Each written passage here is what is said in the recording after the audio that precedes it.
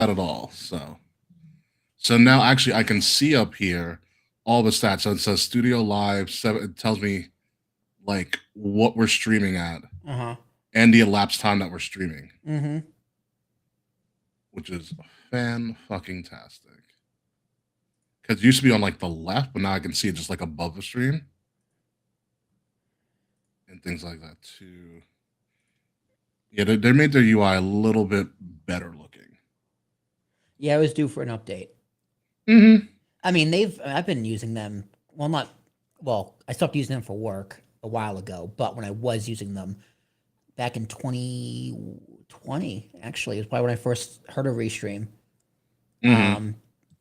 Because like you would, if you wanted to stream to LinkedIn, you couldn't do Yeah. it. There's no direct plugin. You had to go through Restream. So that's how I found it. Really? Yeah, it was really weird. LinkedIn just didn't have this because like on Facebook, you can just they can just plug a Facebook through Restream, right? Or you can do it Yeah. directly on the app. LinkedIn at the time didn't have it where you could do it directly on the app because like your account had to be a certain size in order to apply to stream to LinkedIn. Oh, it's It like how was it Twitch was does stuff. very weird, but like yeah, LinkedIn's like how to articles was like we want you to use Restream. But I'm like, Restream's not owned by Microsoft. It's owned by some Ukrainian dude. So I'm Yeah. like, interesting. So yeah, that's how I found Restream. But now I still don't know if you can go directly live. Well, I think you can do it through your phone probably through LinkedIn. Or Uh, you might need a third party app like a Restream. But okay. yeah. Yeah, it's not bad. So also, by the way, as I upload stuff every week for our things, we can now add quizzes to our videos, which is kind of funny. Ooh. Yeah, I haven't tried it out yet. Oh, I got a good Maybe quiz. I got a good quiz question. What what? who was in the very first TNA match? I'm like fuck it. I because there's no like Raw archives anymore or like SmackDown. I don't have access to any archives. I was like I want to There's watch old barely going to wrestling. be a Peacock archive after this week. I know. So I'm like, I still have Nate's TNA login. So let me watch. I started watching the NWA like weekly pay-per-views. Yeah, Um, so who is in the very first TNA match? It's a when it three was on. officially It's branded as Yeah, TNA. so it was NWA TNA. It was NWA Total Nonstop Action. So the very first match Okay. of the first pay-per-view, it was a six-man tag. Who was in name one of the participants? God and oh Jesus Christ! I mean, you can, So this is June 2002. ew. Okay, Jesus. God, I'm just gonna say Terry Funk for shits and giggles. No, Terry Funk was not there. Damn. Dory Funk was there though, because the show starts with like bringing a bunch of NWA legends out. So get Yeah. ready.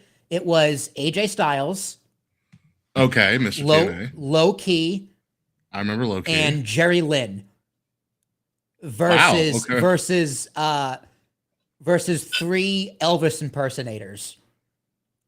They were called the Elvises, and one of them was Jimmy Wang Yang. Jimmy Wang Yang, what a Yeah, guy. so there's some good trivia, and spoiler alert: the Elvises win. That's horrible. So the main event is a 20-person battle royal, 20-man battle royal to see who wins the NWA title, and it's the final two. It's a one-on-one match. It's a pin match, which is the best way to do battle royals. Yeah, I mean TNA still does that. Yeah, I know. It's a great. It's honestly what the Royal Rumble should do. I don't.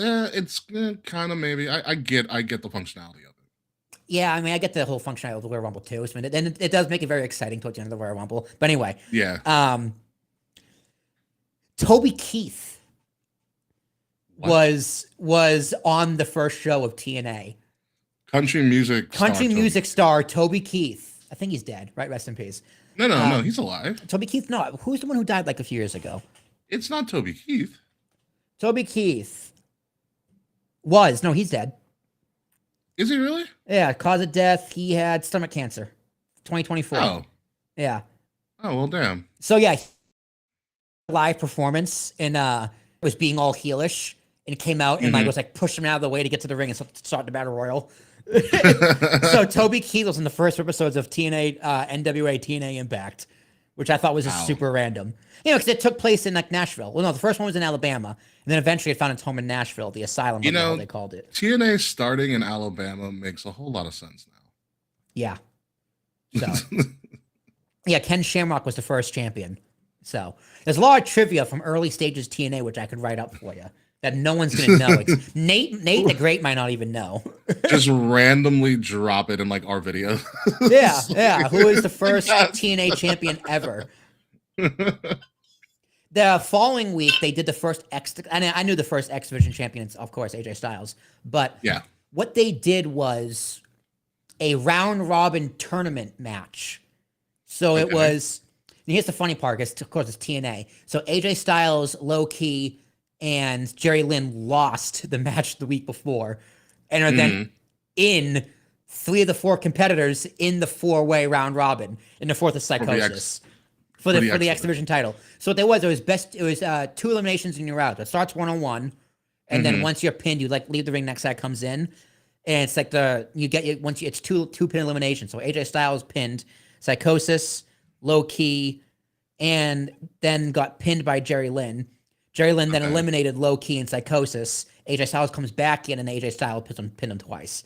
I kind of like that round robin concept for like. It was honestly really cool, and the match was fucking unreal. Like it was this crazy acrobatics. Like AJ Styles is 22 at the time. Low Key is 22 at the time. Jerry Lynn's like 26. Like Psychosis is 31. So the shit they were doing for 2002 was insane. Yeah.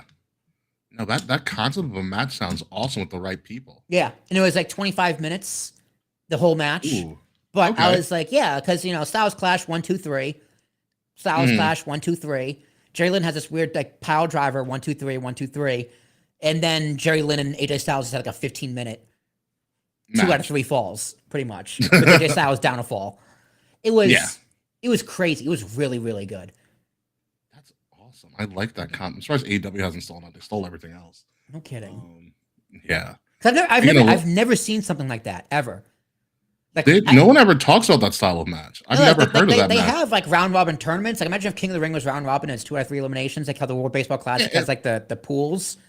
Yeah, it's like it's a block style. It's kind of how the G1 happens, and so the Continental Classic. Yeah, that's a good way of putting it. The G1 Classic. Yeah, it's like that, but condensed to 25 minutes with 4 people. Yeah, into one match. Yeah, which is kind of crazy, to be honest with you. Oh, you want to hear a funny story? Always.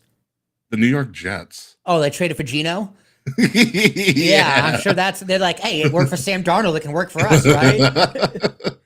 Although they drafted Geno Smith. Who's your quarterback now? Because you're a Raiders fan. Oh, we're going to get Taquan. We are going to get Fernando Mendoza from Indiana. Oh, quarterback that won a national title. First pick. Oh yeah. First pick. Okay, there you go. Yeah, we were like, we can let go of Geno. When I found out the news, I came back from a meeting today. I checked my phone. I found news. The person I immediately texted was Sam, because he's a diehard Jets fan. I was like, hey, thanks for the draft picks. You guys can have Geno back. He literally responded to me. He goes, I hate this organization. Dude, McLeod put in our Discord an article from 2022 when Geno was on the Jets. No, it's 1 punch, 2 lives altered. The inside story, the Jets 2015 locker room fight. It's when like a D lineman punched Geno Smith and broke his jaw. So I was like, yeah, I was so glad to have this guy back. Geno Smith. Somebody listed all the Jets quarterbacks that they've gone through before getting back to Geno Smith. Yeah, it's a lot. It's a very long list. It's a lot. Mike White, baby. They had hope for Mike White. He had that one good game. Yeah, having multiple friends who are Jets fans is just really funny. It's pure comedy. Because they're both Jets Mets, which is even funnier. Oof. Yeah. Oof. Chief and McLeod are both Jets Mets. We can make fun of them in a few weeks at the bachelor party. A rough upbringing. That is a very rough upbringing. My God. Actually, all of you guys have bad court football teams because you're Raiders.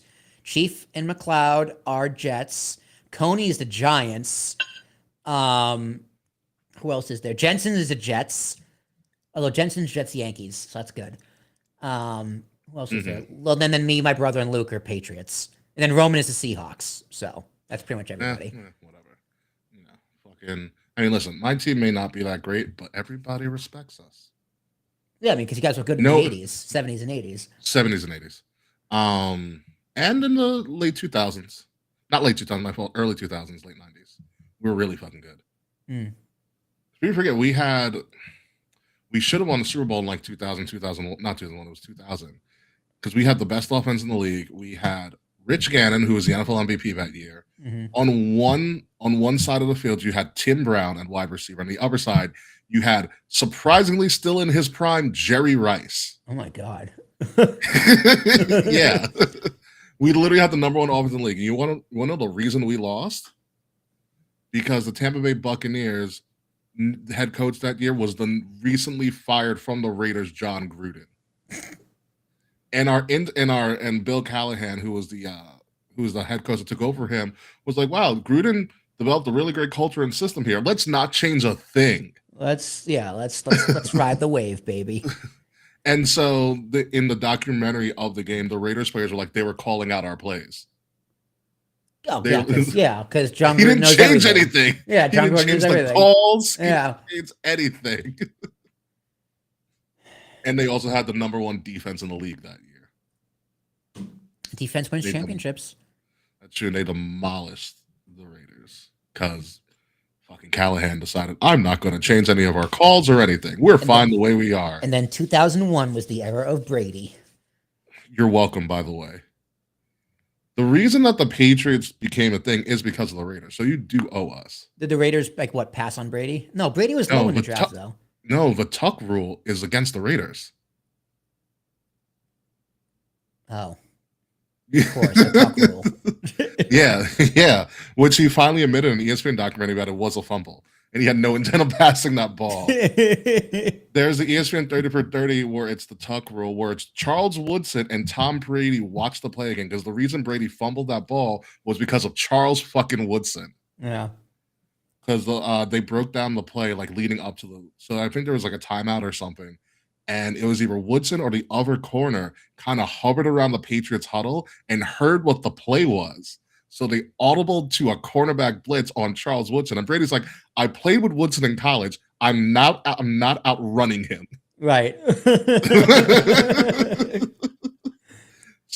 So he just ate it. And then he got bailed out by that BS call. Well, now Brady is a part owner of the Raiders. So there's your debt has been paid. Yeah, I hope so. I really hope so. That's where he wanted. I think I told you that's where he wanted to go after New England. Yeah, I believe it. Well, because he's from California though. Well, no, because Oakland, the Raiders were in California at that time. They were in Oakland and they were in LA. No, he's from isn't he from San Francisco though? San Francisco and Oakland are it's across the bay, right? Those are the Bay cities. Yeah. Because he grew up a Niners fan though. But for some reason in free agency before he wanted to play for the Raiders, and the Raiders passed on him. At the time, it was a smart idea because Derek Carr was in his prime.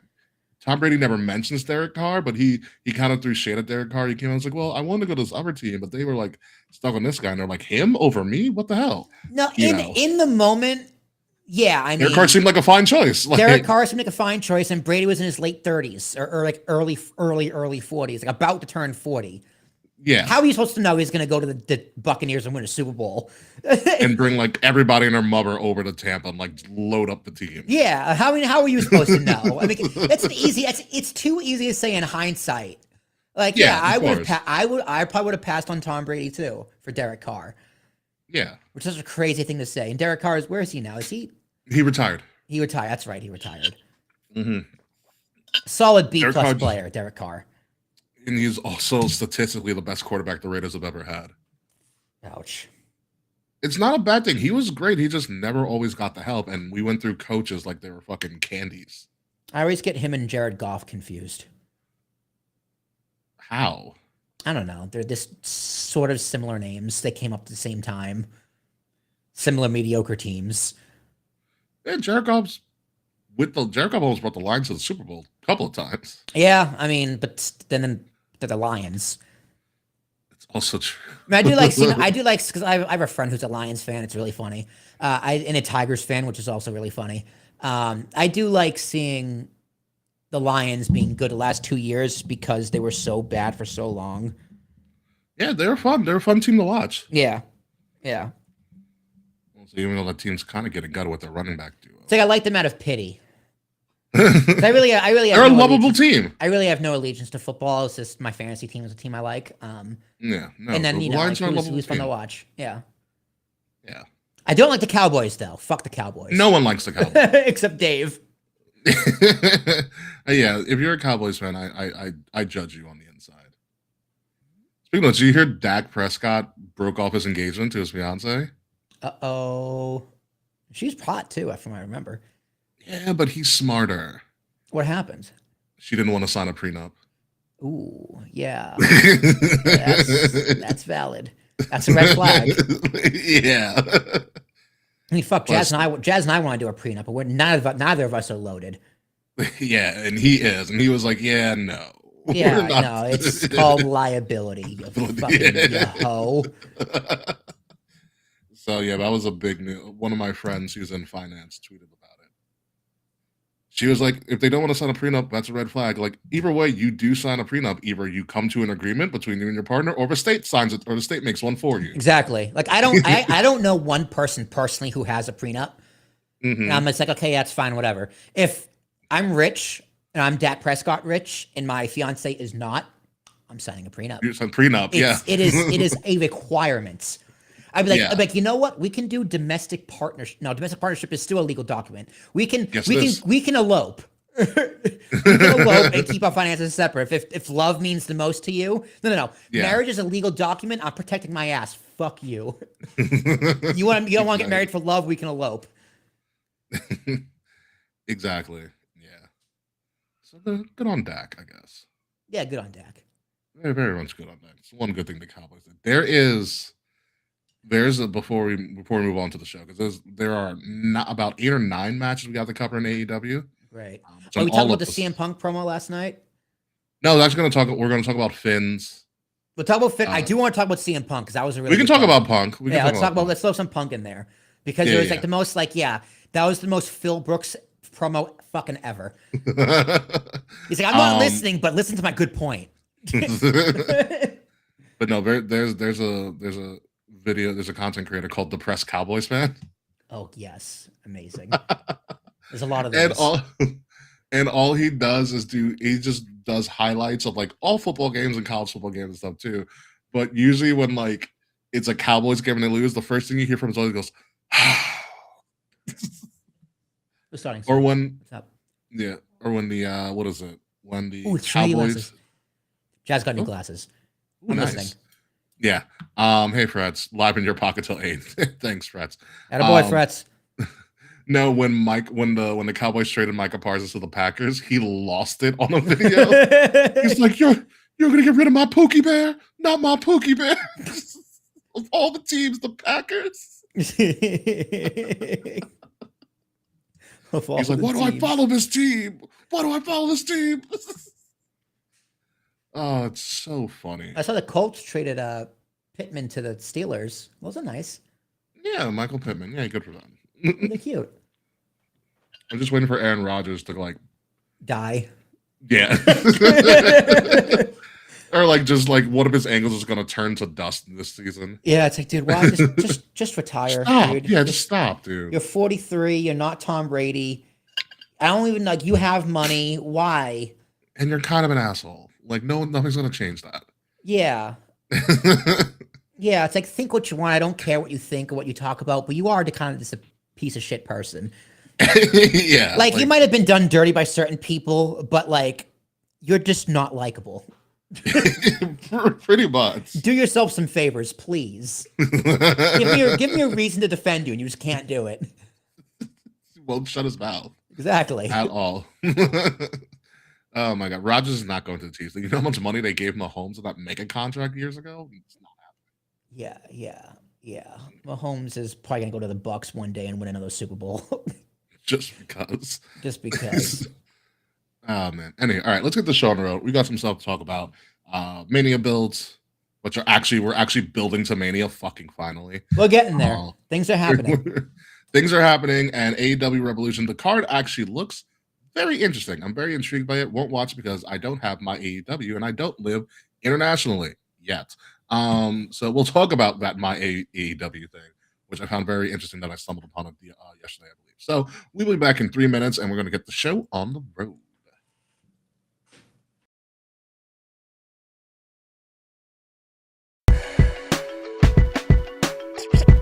Kings of the rings of the illest. Kings of the rings of the illest.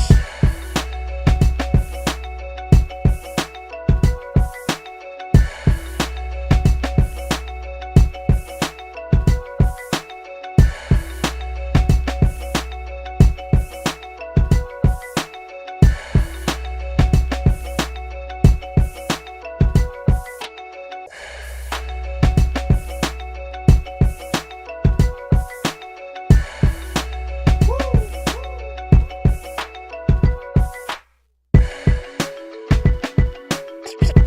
Kings of the rings of the illest. Kings of the rings of the illest.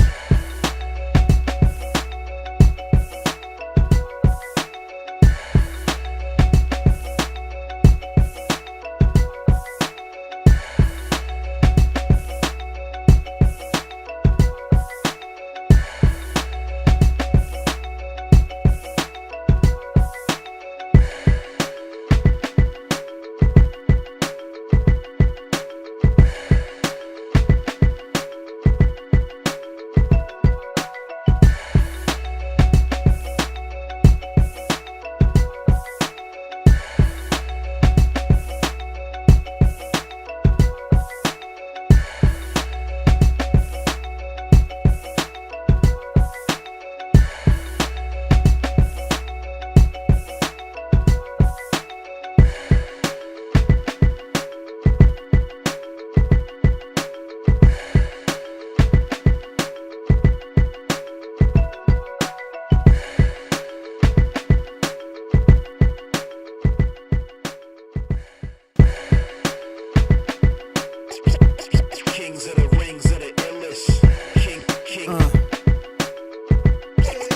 the rings of the illest. Live from the Wrestle Addict Radio HQ, representing Kings of the Rings to the fullest. King Ricky made the hot tag to Willie T, and out of nowhere like Randy is the Queen Bee. K-Fay brother, 400 plus in the bag like money in the bank brother. See when they pod, it's the opposite of common. Look at the comments, crowned at a certified top 10. You heard? Kings of the Rings pod. Throw up a too sweet when you see the squad. Like a chop in a, I know you feel it. Kings of the Rings of the illest. Kings of the rings of the illest. Kings of the rings of the illest.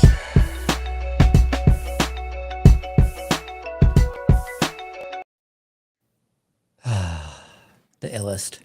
Yeah, the more I listen to the song, the more I just really, really always thoroughly enjoy it. Ladies and gentlemen, welcome to Kings of the Rings podcast, episode number 436. We are live right now on Twitter, Twitch.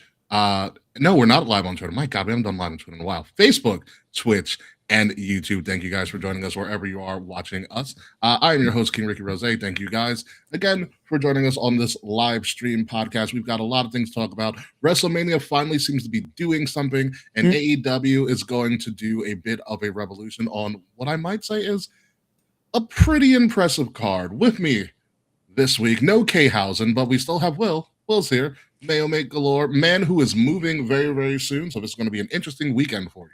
This Sunday, I leave Hoboken and go out to the burbs. Be there, Don't be there. Don't leave me alone. Don't I talk will to me. not be there. Yeah, No, we're hiring movers. They're going to be great. Dumbo Moving and Storage. They do the best job. I swear to Christ. This whole apartment will be unpacked. Not packed.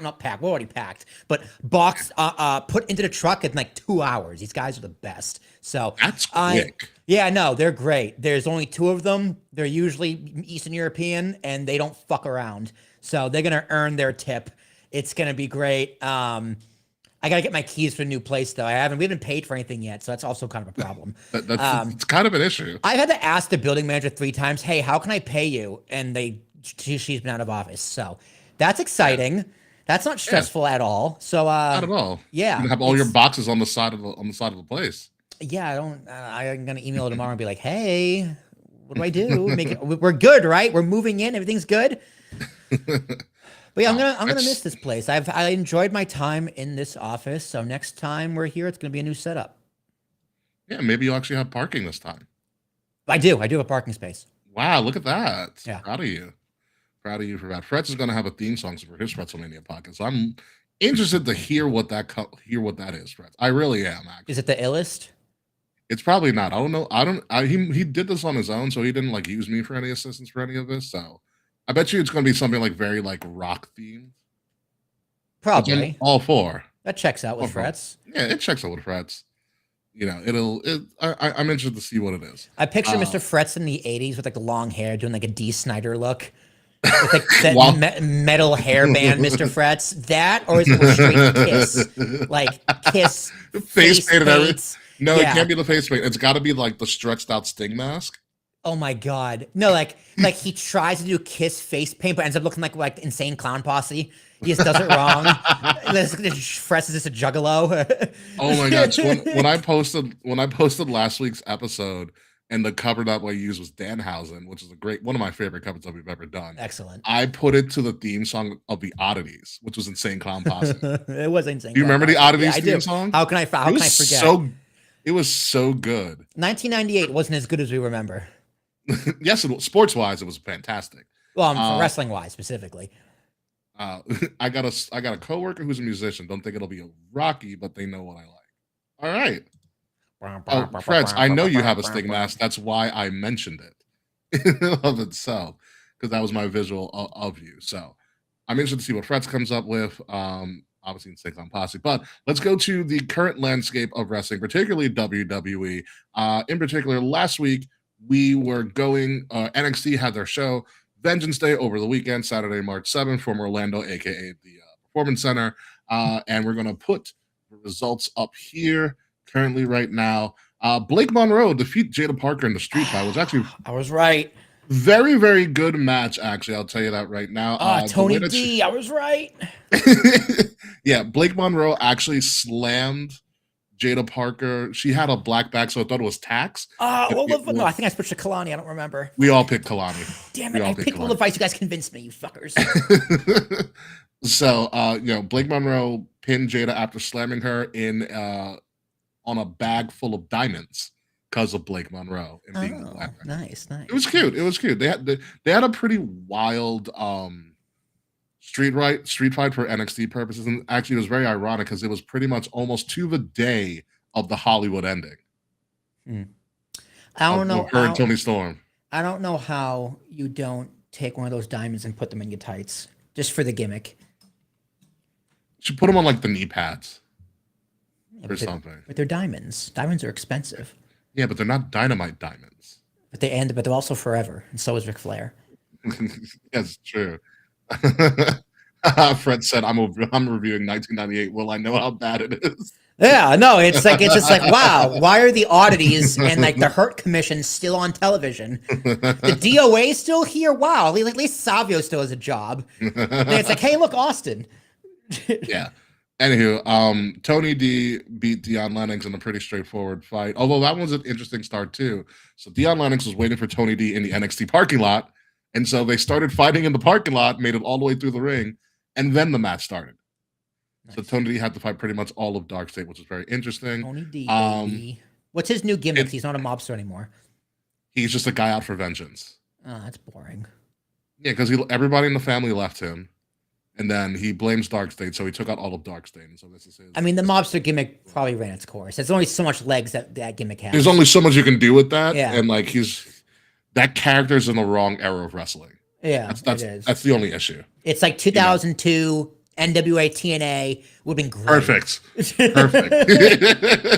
Yeah, but not this time around. Tatum beat Izzy Dane to become a women's North American champion, and probably the most entertaining match of the night. NXT Underground always fucking delivers. NXT figured out the Underground match. I think I got that one. And it was so good. What's up? I think I got that one wrong too. We all got that one wrong. Because I was like, okay, Lola is probably going to lose because they're going to probably push Kalani. Although the build for that was right. So Kalani, who was a college gymnast, a really good college gymnast from Michigan State, goes to train for the underground because Lola Vice is obviously a UFC fighter. She does Right. like this ultimate fighting stuff. Yep. So Kalani goes and she finds Shayna Baszler. And she's all like bright-eyed and bushy-tailed. So Shayna's like, "Oh my god, thank you so much for training me." And I'm just like really excited to do it. And Shayna just looks there with a dead face, like shoves jump ropes in her hand, goes start jumping. So there's a whole training montage. And then the match was really good because Kalani was hell bent on I can use gymnastics in an ultimate fighting like scenario. And Shayna's Yeah. like, "No, you're gonna get knocked the fuck out." Yeah, Like, you you're do all gonna the do a flips you flip. want. They're gonna kick you in the face, and the blood's just gonna be like, I don't know where to go. Knocked out. So the match was actually really, really good. And for some reason, what NXT has figured out the way, because it obviously is a stage fight, but NXT has figured out a way to make those underground matches look extremely vicious. Yeah. One of the ways to do that is to put someone who did Ultimate Fighting in all of those matches. And Lola Vice is that person. And so it's getting towards the end of the match. It's been a pretty good match. And Lola tries to either throw Kalani or do some sort of thing. And Kalani literally backflips out of it. And as soon as Kalani lands back on her feet, she gets hit with a spinning back fist and knocks her out. And that's the end of the match. Amazing. It was really good. So Lola Vice wins by TKO. She is officially 4-0 in the Underground and is now nicknamed the Queen of the Underground. Which, number one, fantastic gimmick for her. So that's a good name. That's good. Yeah. That's good. Works perfectly. Joe Hendry, Ricky Saints put on a classic wrestling match. Ethan Page got a little bit involved because Ethan Page and Ricky Saints are kind of buddy-buddy now. But Joe Hendry wins. Pretty much what it was. Overall, solid NXT performance. It's the last big one before Stand and Deliver, which has moved up a couple of weeks. It's not going to be on WrestleMania weekend. So good for them. Good by everybody all around. Like I said, again, the standout match, I believe, was the Underground match. It was really, really good. And now what we've all been waiting for, particularly Will, what are the results of our prediction battle so far? Yeah, I'm still in first place, baby. Let's go. Tied for first with fucker. myself, me fucker. and Will. And then Kay is in third place by 2 points. It's behind us by 2 points. So it's still anybody's ball game, still really, really ridiculously early. We've got a lot to go over. We've got Revolution coming up, Stand and Deliver, WrestleMania, obviously a big card that we don't know much about just yet, but it's all going to kind of come together. Speaking of WrestleMania, in and of itself, let's pivot to the fact that LOL Cody wins. In a moment that happens. It happens. I saw it put brilliantly on like Twitter or wherever the fuck I saw it. It was like, so let me get this straight. Randy Orton pins Cody Rhodes for a title shot. Cody Rhodes gets a title shot first and wins. How does that make sense? Like, why even have the chamber then? It's because the winner of the chamber gets a match at WrestleMania. It distinctly says at WrestleMania. I know, but it's just like, yeah, but Cody just bet, and Sami Zayn touched upon this in a promo on Friday as well. It's like On SmackDown, yeah. on SmackDown, it's like you just lost. You just got pinned. Why do you get this opportunity? Oh, Drew screwed you. But you lost. But Drew also screwed Jacob too, and so I don't know why they had Jacob interfere in this match, and it still has led to nothing. Yeah. It's like, yeah, I guess this is going to be a fatal four-way, which it probably should be. It should have been that after freaking after Elimination Chamber. I thought it was like, oh, it's going to be a fatal four-way. Because before the chamber, Randy has a stake, but like he's not really the story. Yeah. Now he's the story. Randy is just kind of there. The story with the three of them. It's like there's no reason Drew McIntyre should not walk into WrestleMania as champion. I agree. Like, if you want Cody to walk out, fine. Yeah. Whatever. It is what it is. But even Charles Robinson, there's this picture is like, wow, this is stupid. It's like, let me just give him this belt and get the fuck out. It's like, why not just have Drew? Why have Drew win the belt in the first place then? It's for his like 58-day reign. Something like that. It's like, did you guys try to pop a rating twice? Is that really is the SmackDown ratings really that bad? Or do they have low confidence in WrestleMania ticket sales, which is probably both. But it's like you had two title changes on SmackDown in the past Mhm. 3 2 weeks. in less than 90 days. No, in 2 weeks. No, the because tag title split. Drew won the title on SmackDown. Oh, you're talking about the three initially. stages of Yeah, hell. the Yeah, 3 stages of hell was on SmackDown. And Yeah, then yeah. Cody won it on SmackDown. You had 2 Correct. WWE title changes. Your top belt on free TV twice. Mm-hmm. And we're in March. Yeah, like I understand Drew winning 3 stages of hell, and that's cool. That's fine. Have Drew run being. You should have had Drew run being a menace all the way into Yeah, Mania. Build I up agree. his heat. I agree. Whatever you need to do. Have everybody vying for him, and then push come to shove as early as maybe last week or after Chamber. Drew does something to piss off Nick Aldis, which he did technically, and Nick Aldis is like, okay. Randy gets a title shot, but so does Cody, so does Jacob. You've been screwing them for whole long. It's a fatal 4-way at WrestleMania. Easy Yeah. done. Build Yeah. that way. And Yeah. have them, and when you do a build very similar to what they did in a more organized way, very similar to what they did with Ronda and Becky and Shawn. You get that chaotic moment where they all have to like be separated and arrested. And the match built itself after that. Yeah, and it pretty much did. After that, we were like, Yeah. oh yeah, why? Because before that, it's like, oh, Vince is like, Charlotte in the match. Yep, done. And then after that, we're Yeah. like, all right. Touche, Charles. Touche. Good point. Good point. Cody's Mr. there for DEI. Yeah, we Mr. need the American, and well, Randy's American. We need the Well, All no, American go- in there. We need Mr. Raheem. It is getting that is the Drew McIntyre story. He becomes a menace and he gets his comeuppance every time. Every time. It just seemed it's like Cody winning, okay, fine, but it's like you said, this should have happened at Mania. They did this with Cena all the time at Mania, which made Cena. Mm-hmm. He always had to go up against the odds. But Cody coming in as champion for the second year in a row, at this point, is going to be interesting. For all intents and purposes, I'm rooting for Randy. I'm also rooting for Randy. I'm rooting for Randy. Yeah, no, people are ready for a Cody heel. It's like you guys really want Cody to be John Cena, don't you? And we're about to boo him. We're getting to the point where Cody's stale. He's gonna get that polarizing moment. Yeah, we're getting to the point where Cody's stale. We want something new, but he's QB1. QB1 has to be a babyface. That's how WWE has always been. Yep, and that's why sometimes Unreal is a bad idea for shit like this. Yeah.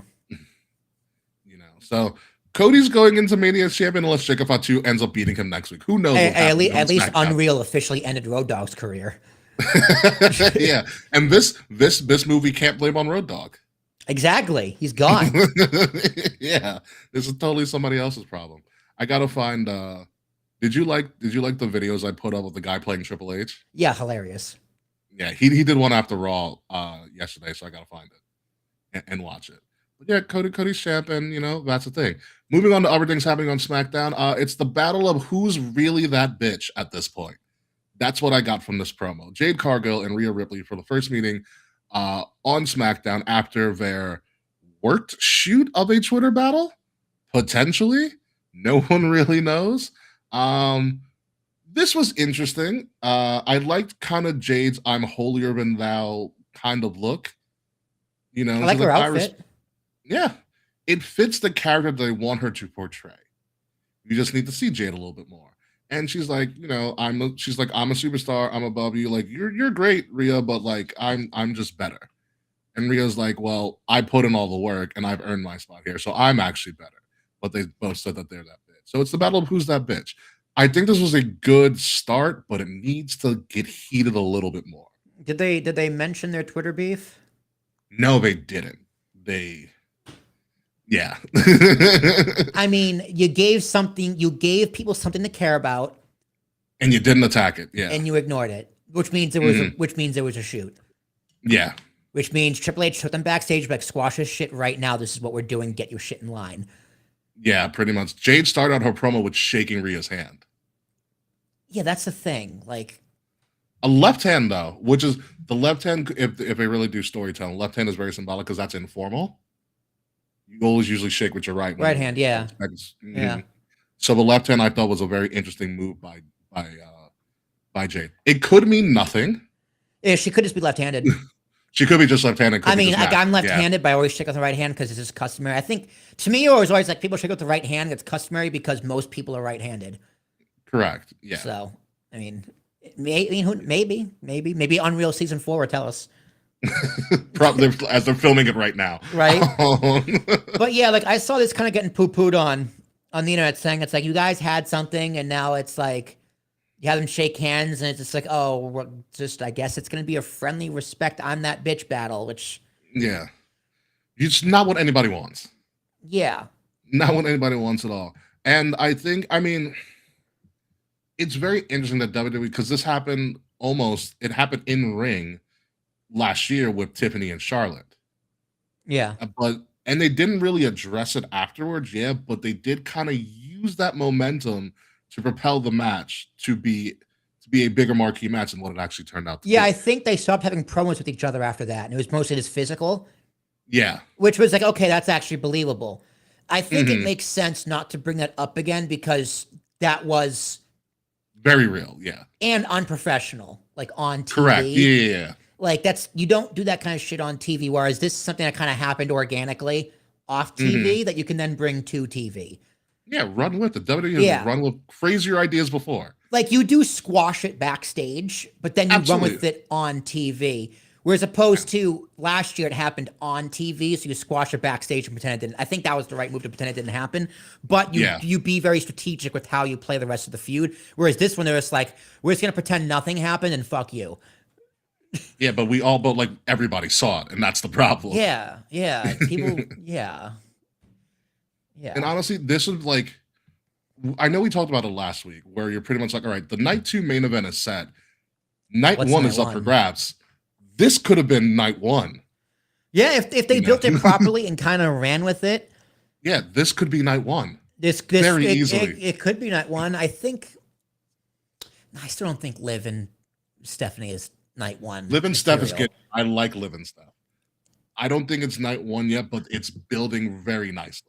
Their story, like they're both doing a very good job of defining their character. They're doing Yeah. a very poor job of those characters interacting with each other. But there's They plenty did of time. they did have one little scuffle on Raw, which Yeah. is fine. Yeah, well, yeah, because Um, the music hit and it was great. yeah, Just Liv's even though body her- reactions. even though I don't like Stephanie's new music, they really should have just paid the other guy that Yeah, made the music for Stephanie. Yeah, definitely. It's a bunch of BS.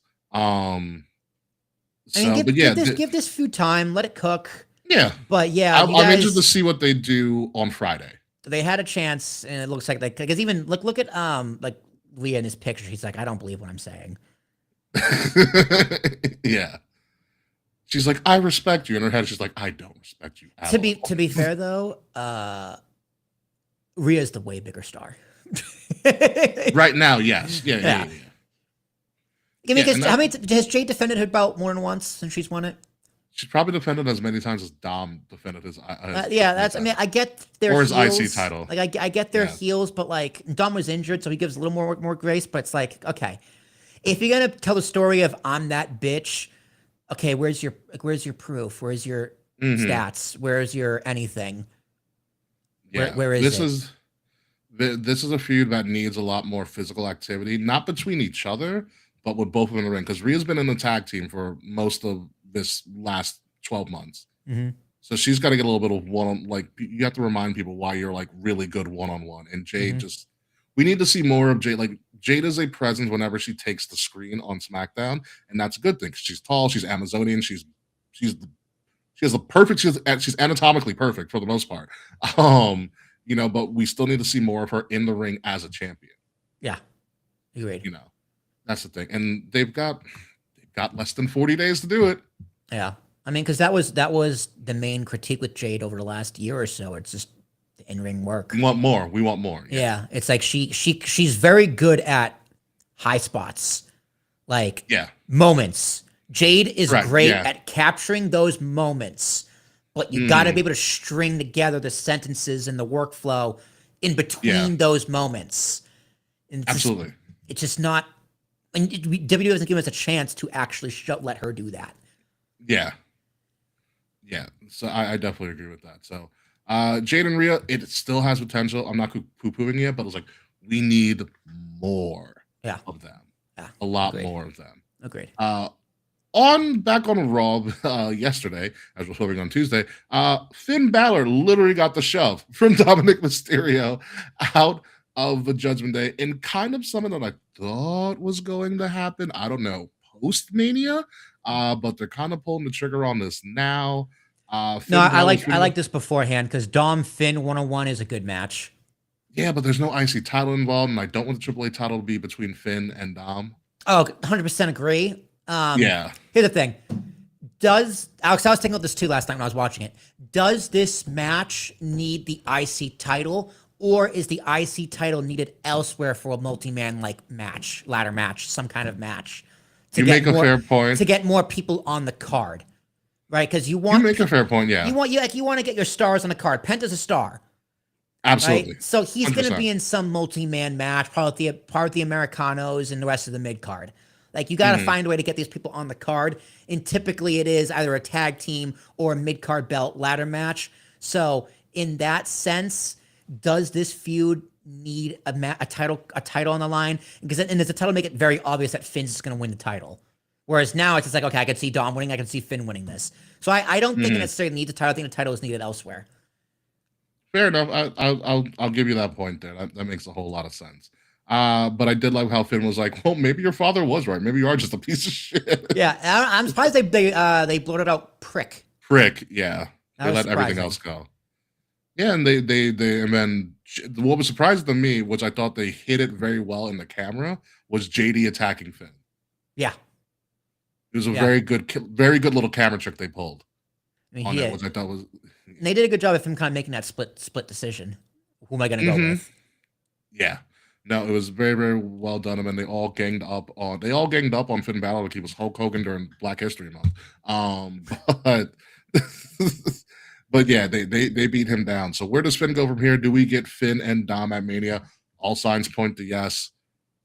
It could be an interesting. It's essentially a blood feud. There's like you said, there's going to be no title on the line. So what really happens there? It's going to be a big toss up. There's more to this. Out of all of the non-title feuds, one, this is the one that they're finally trying to build, and two, this got a really good reaction by the crowd in Seattle. It did. Crowd in Seattle in general was a hot crowd. Very nice, very hot crowd. They were into pretty much everything. Yeah, this segment was done very, very well. Yeah. Between everybody. Everyone got their licks in. Finn, I don't know, because they were teasing it for months that Finn was going to turn on Dom. Or Finn was going to break up the Judgment Day himself. Yeah, but I think this was the right way to do it. Yeah, you kind of give Dom that heel heat, which has always been a heel, but he's been a lovable heel. He's a much now better you go, heel. Yeah, and then you give Finn kind of that babyface rub because they're going to turn Finn babyface again. And the internet, to be fair, the internet wants him to be a babyface. The internet's like, why is Finn being mismanaged? Why is Finn not being used properly? Give Finn a chance. It's like, all right, that's a signal. He's a babyface. Let's scrap our original plans of Finn stabbing Dom in the back because they do want Dom to be that massive babyface for AAA. Yeah, it's more money. But of course, Dom's just a natural heel. Yeah, especially with that haircut and that mustache. The mustache. The longer the mustache gets, the more heelish he is. The longer the hair gets, the more he looks like very 80s Eddie. Yeah. I think Eddie might have been his dad. Like when he hit the frog splash last night, I was like, and he flipped his hair back. I was like, that's Eddie. That's Eddie. Very Eddie. That's a very Eddie thing. Maybe that wasn't a storyline after all. Maybe that was a real thing. Maybe. I don't know, man. I mean, he's also way taller than Ray. Oh man, absolutely nutso stuff there. But yeah, also the things that happened that we said we were going to cover, we don't really have a slide for any too. Punk being Punk, pretty much. Yeah. This promo was so good because this Jimmy and Jay apologize, like Reverend Jesse Jackson in South Park. But this is something, rest in peace, Jesse. This is something also that kind of took the internet by storm, besides the obviously argument between Jade and Rhea. This took a life of its own. I'm going to bury you next to your father. because obviously the Samoans are huge in wrestling. Zillifa 2 went off online about it. Like this The caught some Rock, steam. And The this Rock is said something. Yeah. yeah, this is something where they said, okay, we're gonna keep going with this, which I thought was great. And I love how it only took one little thing for like CM Punk said, for Jay to just flip again, Mm-hmm. the right hand man. Like they would like Jimmy and Jay went into bloodline Jimmy and Jay. They Really did quickly. they did. It's because and that's exactly what CM Punk missed. You disrespected the bloodline. You And respect the family, yeah. And CM Punk was just like, okay, yeah, but the bloodline is still Roman. And they're like, no. You're not Bloodline's listening. all of us. The yeah. bloodline is all of us. He's like, how many times did they just say, this isn't about Roman? And CM Punk's like, yeah, but Roman. It feels like you got offended, right? It's like, I'm sorry, Yeah. you're at fault. Now, I just It's watched not this yeah, it's promo, not I it's was not an like, apology. yeah, I was like, this promo is the perfect caricature of what people think CM Punk is like, and what most circumstances CM Punk is probably like. Because sure, if like Jimmy and Jay were actually offended by the lineup, I probably didn't know. It probably was just a Roman thing, right? So like, if Jimmy and Jay didn't know and they went up to him, hey, that was a low blow, Punk would be like, I'm sorry, guys. Like, it's storyline, Exactly. yada, bury that, whatever. But on camera, this is the most CM Punk way to react to this. Sorry, bro. I'm sorry you don't get how Roman's manipulating you. And it was like, Phil, it's like the perfect way the internet argued with each other. It's like they're talking past each other. They're talking at each other, not to each other. Yeah. And Jimmy and Jay are doing their best to be like, Punk, listen, use your ears. It was I don't give a shit about that. Yeah, it was a very good version that the Usos did of Bad Cop, Good Cop. Yeah. Where Jay was a hothead and then Jimmy was like, listen, don't listen to him. Listen to me. Mm-hmm. Let's talk about this. Let's tell you our viewpoint. And it was almost like, okay, we got something here. And then I think it needed will say a little more physicality. I think The it mic does kind of and the end on shove, that, like super kick. Just one super kick would have been perfect. although that punch was real stiff. Punch was a I good saw that punch, but I was like, Yeah. ooh, that was a tight one. was a That good was a punch. tight one. Yeah. It was a good little, well, technically a forearm, but it was a really good punch. Ooh, definitely. Of course, you did get early access for 2K, friends. We'll talk about that on the post show.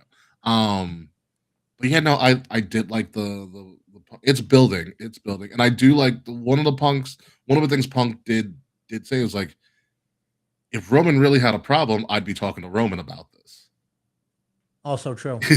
You know, Where it's like, but like there's no indication anywhere.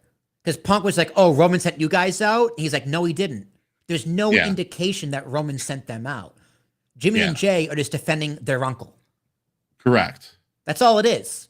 Like Sure. Punk, that's just what it is. And you're Yeah. trying to make it about something else because you do not want to, because it's very hard for you to say you're sorry. Yeah, he probably saw Jack Perry in those moments too. Yeah, it's like he's fucking. It's like Punk. You're good at gaslighting, but you're not this good. Because they're clearly telling you what you're saying is not what this is about. Yeah. Yeah, it is one of the things. Oh, by the way, Brother Wade is here. It was a solid segue. By the way, happy birthday, Brother Wade. Happy birthday, Wade. Happy birthday, Wade. Thank you for joining us on your day of birth, which I did not know you were born on Mario Day. So congratulations, Brother Wade. On that, and we hope you are doing well. So yeah, WrestleMania is kind of building. We've kind of got some stuff on the way with WrestleMania. No problem, Wade. Stuff on WrestleMania, but now we're going to pivot from WrestleMania and we're going to go into AEW. And when I mean AEW, I mean they're bringing in the AEW network. Actually, not really, but it is called My AEW. It is going to be a streaming service for everybody in the world that is not a part of the United States or Canada. Is what it is. Oh, so this is what the Intercontinental title really represents. This is where it's going to be defended. So I did go to myaew.com because I saw this kind of just abruptly came out of the blue. No one really talked about this at all. There was no indication that this was coming up at all. But essentially, you'll get an archive of old AEW shows. There's a free channel which you can get. Well, so they set up like a network where they have a free stream, Mm, and you can like they were showing AEW Dynamite from like the first episodes, that's cool. and it's a continuous stream. MyAEW.com is also going to be the hub for their AEW podcast network as well, because they do have a series of podcasts and stuff that they do. That's going to be built in, but it's mostly for the international crowd due to obviously they already have broadcasting rights here in the United States. I was gonna say And it's then got some to in be Canada. broadcasting and streaming rights, and what's gonna happen with this Warner deal? Yeah, Warner, who's probably going to Paramount now, so yay. Like whoever buys Warner or whatever that deal goes through, AEW probably trying to be like, all right, let's try and get this in to the U.S. market and sweeten the pot a little bit, which is what I would try and do, because you got to assume a high majority of AEW's audience is in North America. Yeah. So Like excluding when I that, saw this, it's like how much is it? Like who's this for? they're doing it more for the international crowd. And speaking of how much is it, we have pricing. So it's going to be called MyAEW for International. So there's a free watch AEW Fast channel, which is the one I was telling you about, and also the And then AEW their podcast will podcast, also be free. Duh. So we're going to have tiered monthly, where you just get like the podcast, the Fast channel. This also includes Ring of Honor as well. So that is it has a home. Yeah, Ring of Honor. Well, Honor Club TV, they're just porting over here because you still can buy Honor Club TV by itself here in the States. And a Ring of Honor pay-per-view is on your monthly tier. You can do the monthly and pay-per-view tier, which you get one pay-per-view a month from AEW, because AEW almost has a pay-per-view a month now. Remember when they were only going to do like 5? No, they've been around long enough to do monthly. I think their roster's big enough to do monthly too. I think they have enough ticket sale. I think they have enough credibility to do monthly. So they also have, select archives. Dynamite and Collision are also live on all the tiers as well, because we can stream it simultaneously on HBO Max if we wanted to here in the States. Honor Club TV live as well. And then for the annual pass, you get the Fast channel, the podcast, and all of the AEW pay-per-views. All 2026 AEW pay-per-views. Okay, got it. All 20, all the different TV versions. archive, select AEW archive, so on. See, that's what I wonder what that means. Select AEW pay-per-view archives. It's like, why? What could you possibly have for rights issues? Unless it's like the EU has like a violence. So with the archives and things like that, either you're watching it live, but after it's live, it's in the fine print here, which you can't really see on our stream, but there is a 90-day hold before we put it into the library. Okay, so select this means it's not going to be available immediately. Correct. Yeah. Okay, so you got to wait 3 months. Okay. Yeah, there's a 90-day hold. Okay, that makes more sense. Yeah. So I'm interested to see how this goes, if this picks up steam. Again, this all came kind of abruptly. The UI, because I was on it on Monday in between my work obligations. But the UI is pretty basic. You can sign up really, really easily. Even if you're on the States to get the free channel, you just can sign in with your Google account if you have one. And again, in the States and in Canada, you just get this fast free channel and the podcast when it gets built. It's a very primitive website, but it's really simple. Again, this is more for an international crowd, because I was curious. I was very curious about this. I was like, if I could pay $20 and get like an AEW live pay-per-view, maybe I'll do that. But when I found out it was for everybody else but us, I was like, I'll pass. I was like, I'm not spending an extra $30 or $15 a month on a VPN for it. Yeah. So like I said, I'm interested to see how this goes. AEW seems to be on the up and up. They pretty much so tickets for Double or Nothing. We mentioned this last week. Tickets for Double or Nothing went on sale this Monday. They've already sold out half the arena. And that's really good. That's really good. Good. That's really good. Tickets are also very, very affordable for us. I think I put it in our chat. Yeah, they were. It was like what, $80 for like ringside? Lower bowl. Lower bowl. That's fine. Yeah. We're waiting on K. K doesn't know yet. Yeah, when is it? It's what? Memorial Day weekend. That's May. End of May. Yeah, I'm probably out because my dad's birthday weekend. I usually go home that weekend. Yeah. Have fun in that traffic, by the way. Ugh, don't remind me. It's never going up. It's coming back. It's always coming back. The roads get thinner. That's why. That's pretty much why. That's why it is. We all kind of get bottlenecked in. Yeah. That's the issue. All that land and so little space. Anywho, AEW Internet. AEW Fucking International facts, Students- dude. AEW International. We'll see how this goes. I'm interested. I'll kind of like low key follow this. See like what they're Yeah, I'd say we can ask Frets how it is, but excluding Canada. Canada, yeah, very Whoops. small print. Like my only international friends are in Canada, so I can't really ask anybody about this. I don't have any international friends that enjoy wrestling that are not in Canada. That are not in Canada. So, yeah, they're kind of in the same boat. But I'm interested if this does well. Could this be real quick before we move over to Revolution? Could this be a way that if something goes wrong with the Warner deal and AEW is like, you know what, we already have our system in place, we can open it up to like the USA and Canadian audience? I mean, you think it would? Are you asking if it would replace a TV deal? Potentially. I think Not that'd really replace a TV deal, but like, let's say the acquisition happens with Warner. Yeah. And Paramount at this point, who's the front runner, is like, we want this, this, and this, but we don't want this. And this thing that Yeah. we don't want is AEW. Because Budget this happened with cuts. WCW. Yeah. AOL Time Warner was like, we love all of this, but WCW has to fucking go. I think that would be devastating to AEW's business. I agree. I think they pay most of their wrestlers through Nick Khan, whoever Tony Khan's dad is, Shad Khan, what the fuck is Shad Khan. I think yeah, it's Shad Khan, whatever his name is, and then most of it is from their TV deal. Yeah. So either cable or streaming. So if you don't have that, it's gonna be devastating to their business. Mhm. I think you'd still open this up to the US eventually, regardless. I agree. And like, because like W had a network plus TV rights. Yeah. So that would be very healthy for their model. But you cannot run a business model just on this. I don't think you can do it. Yeah. No, I hope hopefully in the next year this opens up to the US and Canadian audience, which is where the base is. I do like it for the international crowd because now the international crowd doesn't have to stay up till like 3 a.m. Yeah. to watch an event live. They can watch it at their leisure. Yeah. And they do a lot of traveling internationally. Obviously, All In is in London. You have the Grand Slams are in Australia. So for those fans, this makes a hell of a lot of sense. Yeah. You know, and for us, this would just be a convenience, but it's a convenience that I would enjoy.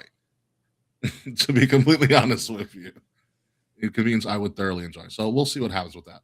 Moving on to other things going in AEW, and in particular, this Sunday as well as Moving Day, but also this Sunday is AEW Revolution, one of their biggest shows of the year on the Ides of March, emanating from the Crypto.com arena. I call it the Staples Center in Los Angeles, California, the final resting place of LeBron James, more than likely.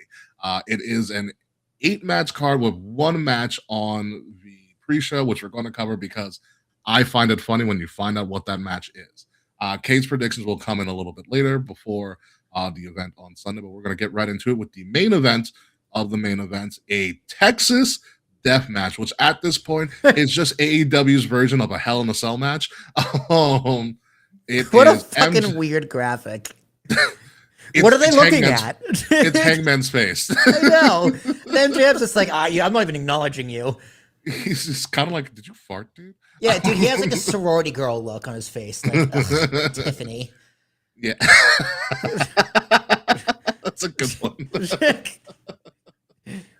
MJF, the AEW World Champion, versus Hangman Adam Page in a Texas death match. They've been promoting this up really, really well. This has been building to something pretty big. MJF is just a great heel for AEW. He's essentially their cornerstone. He's like the only pillar that's relevant. He's all 4 pillars at this point. Yeah. Hangman Adam Page, somehow still the forever babyface for the AEW crowd. Texas Death Match is kind of his thing. This is a back and forth that I don't know how this is going to go. Because MJF is pretty much like, I'm better than you and you know it. And Hangman Adam Page is like, I've been here as long as you. And I don't you know it. Yeah, and you know it. You know, this is a battle of 2 former champions. I see this playing up as MJF is going to kind of like whine and moan, but he's still going to get his hands dirty. And Hangman Adam Page is just going to be as psychotic as he was during the Swerve rivalry. Are they still doing the gimmick You where know. if Hangman loses, he won't go for the belt again? That is part of this, yes. See, that's the monkey wrench. Those gimmicks are really stupid. It worked so good with Cody. Yeah, it did. I still think, I don't know, MJF recently won this several months ago. And MJF is just, he's a good heel. I just don't see them. I don't see Hangman Adam Page winning this. I don't either. I see MJF finding a really weird way, in his MJF way, to get to squeak out a win in a very improbable match that he should not win based on his character. Maybe Wardlow comes back. Stop. Yeah, no, I agree. I agree with you. I'm gonna go MJF on this one too, because a gimmick like this, no DQ in this particular situation, helps a heel like MJF vastly more than it does a babyface like Hangman. Because some shenanigans can go on, something can be involved, and some crazy shit's gonna happen where it's just like, oh my god, that bastardly bastard. MJF always has a trick up his sleeve. Yeah. Which makes his character, the character that it is. Yep. So yeah, I think MJF takes this. It'll be a fun match. Violent. It'll be a fun match. Who bleeds first? Hangman. Yeah. Then he gets that babyface rage. Yep. Yeah. And then goes after MJF. So I think Hangman bleeds first. It's gonna be, like I said, it's an interesting match. It's gonna be a fun match. This is AEW's Hell in a Cell match. This is their blood feud and all blood feuds. They use death matches all the time, and no one dies. Surprisingly enough. Thank God. So there's that. MJF, us as a unanimous pick. Like I said, K's picks are going to come later. Moving on to the Women's World Championship match, Tekla, the AEW Women's Champion, who beat Chris Statlander in a shock, and for what I thought was a very big shocker on Dynamite. Chris Statlander's going for her rematch in what is going to be a 2 out of 3 falls match. Again, this is a feud ender type of match as well. 2 out of 3 falls means this is going to end at some way, shape, or form. I watched Tekla. She's good job, Taquan. Tekla is an interesting character. She's kind of an unhinged, like, rage monster. They kind of built her up as someone who was almost uncontrollable in like too strong style for even the Japan crowd. And you have Chris Statlander, who's kind of just built herself up as just Chris Statlander. She's not really an alien anymore. She's kind of just like that weird cool chick that everybody likes. And she's one of the boys. She's that girl who hangs around with all the frat boys, doesn't fuck any of them. Yeah. And everybody respects her for it. And everybody respects her for it. Like, no, man, she's just like our sister, man. Yeah, she's really cool, dude. I mean, those girls existed. It happened. Yeah. So this is an interesting back and forth. Like I like Thekla. She's doing a good job of her, and also her triangle of madness is the name of her group. Going after Chris Statlander's babyface group, since Chris Statlander and Little Nightingale kind of made up and everything. So they're pitting Chris Statlander as being a really big babyface here. But with this one in particular, I want to see more of Thekla, so I'm going with Tekla. Ooh, the claw. That means you're going with Statlander. I'm going with the claw. No, the claw. Her name's the claw. THEKLA. The claw. Come on. Oh, the alien reference. Oh, okay. That's what I was like. I was like, oh, you're going Statlander. I kind of walked into that one. No, I'm going with the claw. Tekla, yes, or Tekla. But yeah, 2 out of 3 falls. This should be a fun match. Again, AEW is very big with the gimmicky matches this card, which is fine.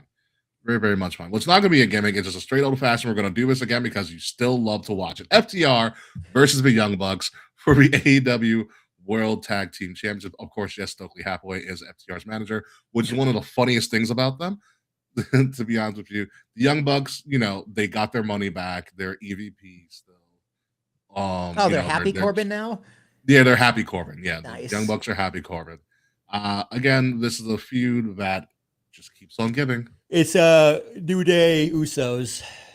It is the New Day Usos of AEW. Except they're all white. Yeah, pretty much. This is New Day Usos. This is a toss up for me. They've been going pretty back and forth. They have an agreement in place to not hit each other before this match. I know FTR took out their brother because apparently the Young Bucks have like an older brother or something. That's now that's now on TV with them a lot as well. So I don't know what this is. I don't like the Young Bucks. I've made that pretty clear on like past episodes.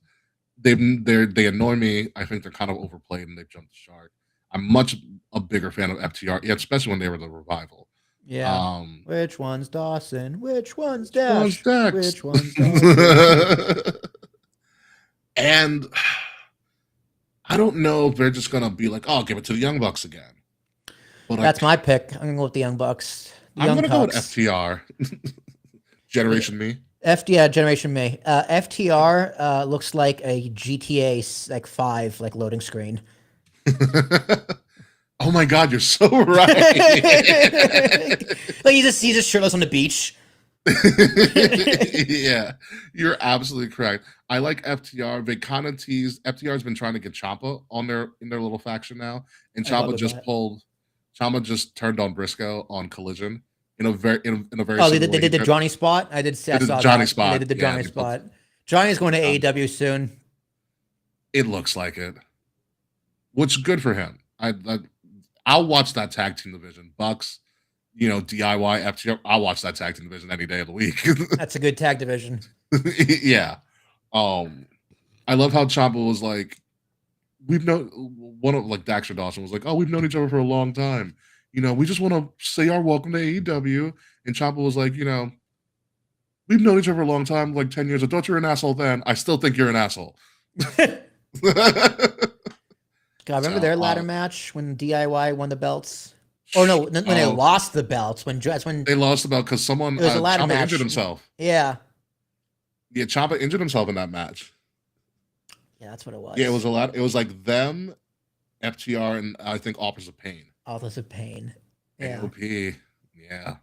Yeah, I'm going FTR here. I think Ciampa gets involved in some way, shape, or form with this for now to see what we got going with them.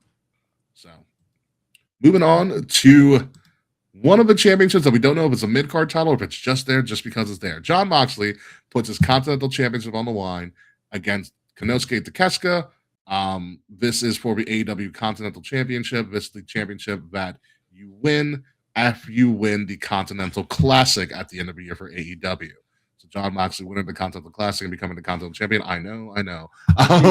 Versus Konosuke Takeshita of the Don Callis family. There is no time limit on this, so this is probably going to be quote unquote their show stealer match. Takeshita, NJPW, former NJPW champion. Jon Moxley speaks for himself, even though I don't give a crap about his character. He kind of is just there at the moment with his Jon Moxley looks like he's watching Renee Young break her diet. It's her bitch eating. Although the more I look at these match cards that AEW has brought, the more this looks like it's something out of Cyberpunk. Yeah, I mean, I love the design. I love the color design. Yeah, the color design, the graphics. It's like everything about this looks great except the wrestlers. They all look like they're supposed to be like switched. Yeah. Yeah. It's like why are they all looking away? Why are they all ignoring each other? Yeah. This has the opportunity to like steal the show and be a barn burner. Oh, I don't know. Because like Moxie has a Death Riders faction. The Don Callis family is like the Wayans brothers of wrestling. There's just so many of them. And the Don Callis family already has some championships, and do they need more? Maybe.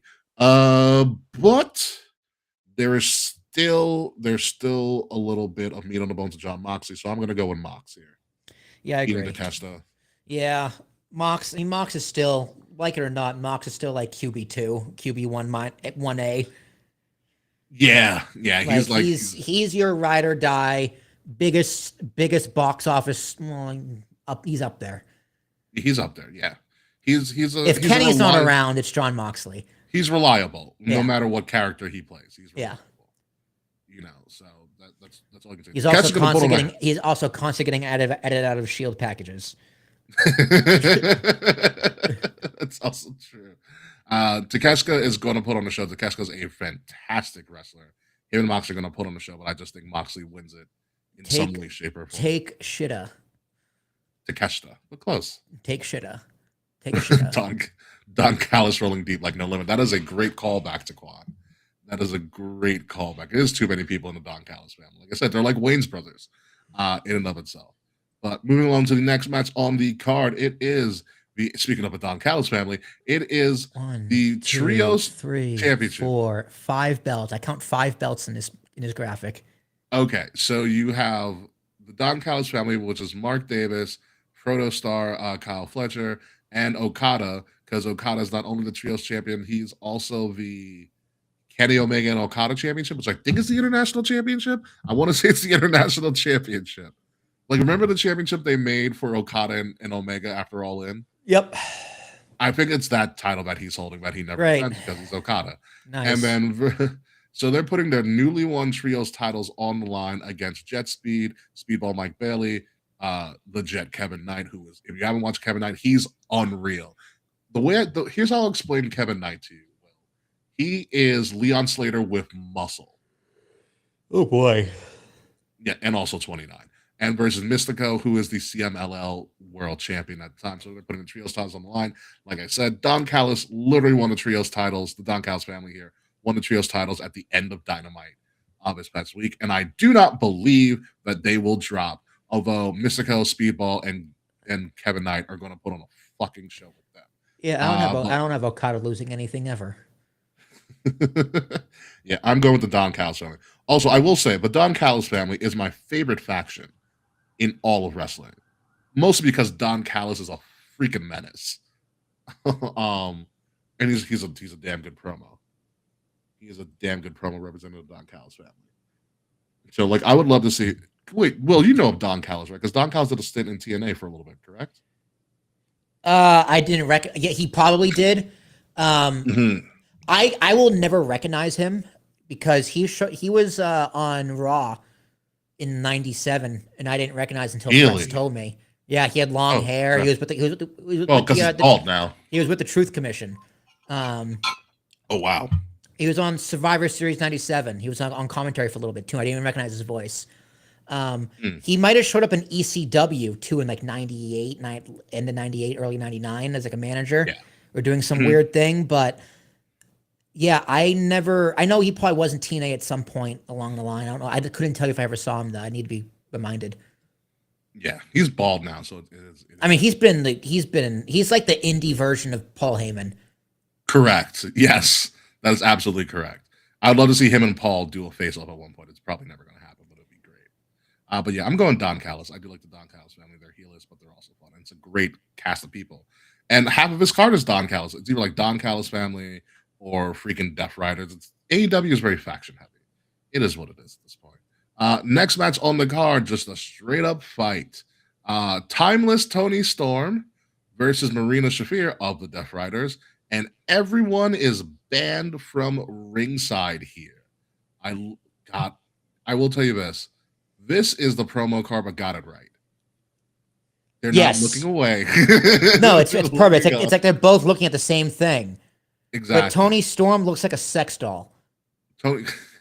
She's a little bit too cartoony in this graphic. Yeah, she doesn't look like a real person. Oh, here we go. Looks like she's made of. It's like she's monochrome. There's your answer.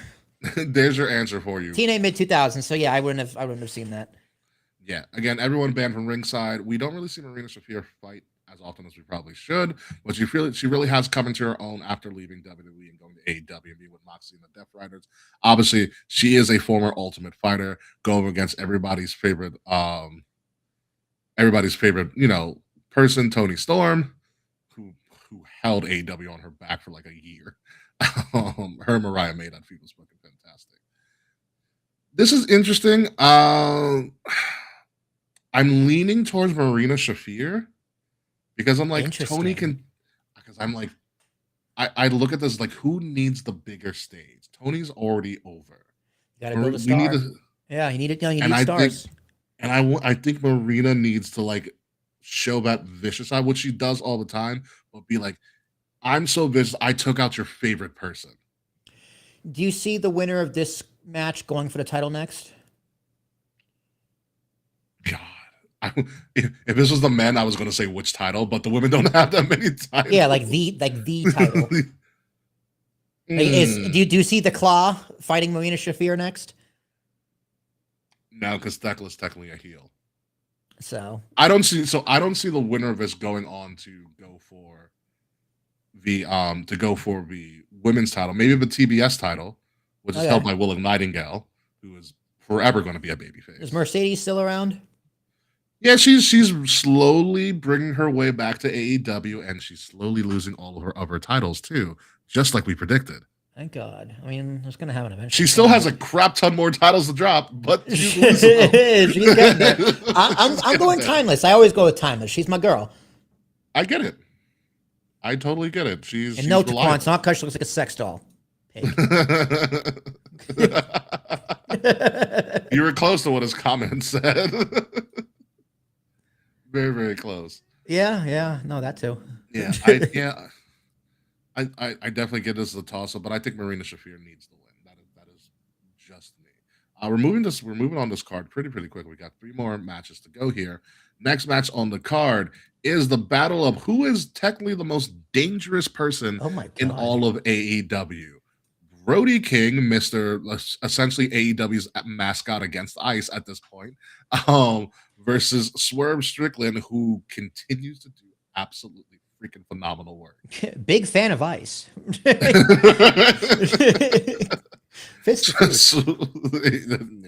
Swerve and Brody, this has no implications. I mean, Swerve just got off of a little bit of a quick TV feud with Kenny Omega, which is very weird to say.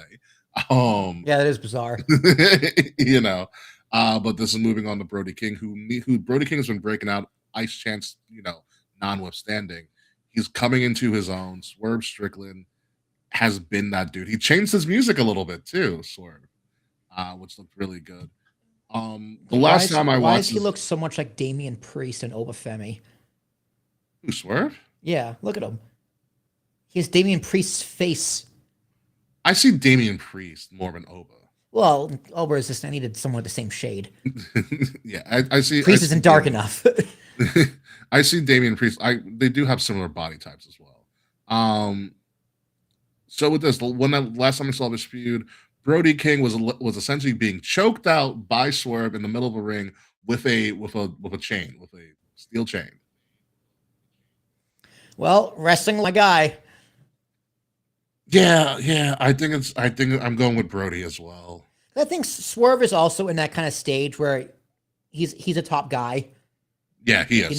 So it doesn't matter if he's face or heel. He's proven to be super popular as both. And he's earned the respect of that kind of marquee crowd. So, like, if he main evented All In against Bryan Danielson when he was AEW champion. Yeah, there you go. So if he eats an L, people aren't gonna be like, "Oh, you buried him, boys! His career's over." It's gonna be like, "Yeah, okay, good for Brody King." Exactly. Brody King needs this win a little bit more than Swerve does. Yeah. I am a big Swerve fan. I do like Brody King. Like I said, he's coming into his own, especially since Alistair left and the whole Dark Order thing. Yep. So, speaking of which, apparently -1 is getting his first real wrestling match soon already. I did see that. Isn't he like 17? I don't know about that. He's probably 15. Maybe I have to look up what -1 Iceman versus Stat. A good comic book reference. Thank you. Are him and Izzy gonna get married? Nah, Izzy's too old for him, which is weird to say.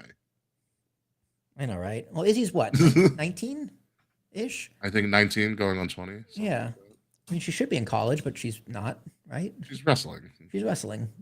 Wrestling all over the place. So, hey, don't have debt, Izzy. I support that. Yeah.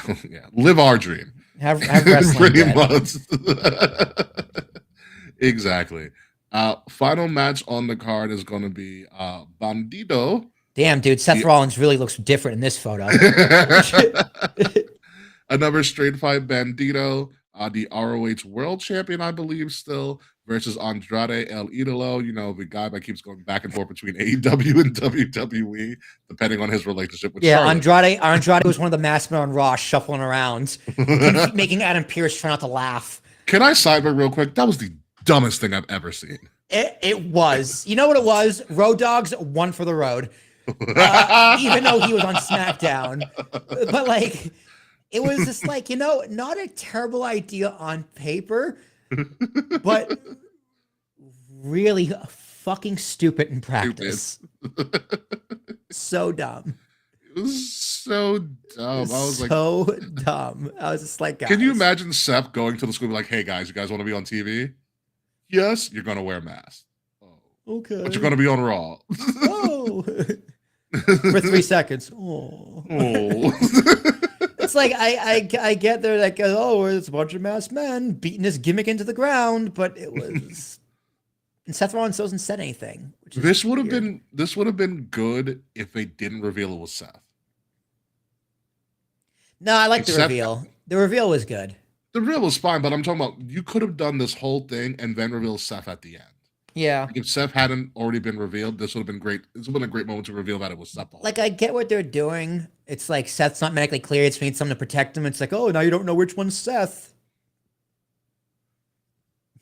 We know which one's Seth. Yeah, the tall one. The only one wearing a completely different mask. Yeah, that too. It's like literally, it's like, in like in between innings, Yankee Stadium, they have the ball under the hat, and you gotta follow the helmet. It's like, they're like, let's just do that, but on Raw. But with people. With people. All right, Adam Pearce, pick your number, A, B, C, D, or E. Which one's it gonna be? Which one is it? Oh no! Oh, no. Here's a gift. Here's a gift card to Modell's. Pretty much. Is Modell's still open? Got to go to Moe's, man. It's the first department store I think it's more open online. I love Modell's. I used to love Modell's. Modell's was the shit, man. They didn't have them up in New England, so every time I went down every time I came down to Jersey to visit my grandparents, where I was going, my dad would be like, "We gotta go to Moe's. Go buy something." Modell's I got a lot of stuff from Modell's back in the day. Yeah, Modell's was the shit. But anyway, yeah. This match, who gives a shit? Andrade. It's gonna be fun. It's gonna be fun because Bandito can go. Andrade can go, given the right partner. And Andrade just came back. Bandito's been on. Bandito's not putting the title on the line. Andrade wins. For me, it's very easy that Andrade wins. Andrade also a part of a Don Callis family as well. Like I said, the Don Callis family is like Wayne's brothers at this point. And so the final match on the card is the 0 Hour match.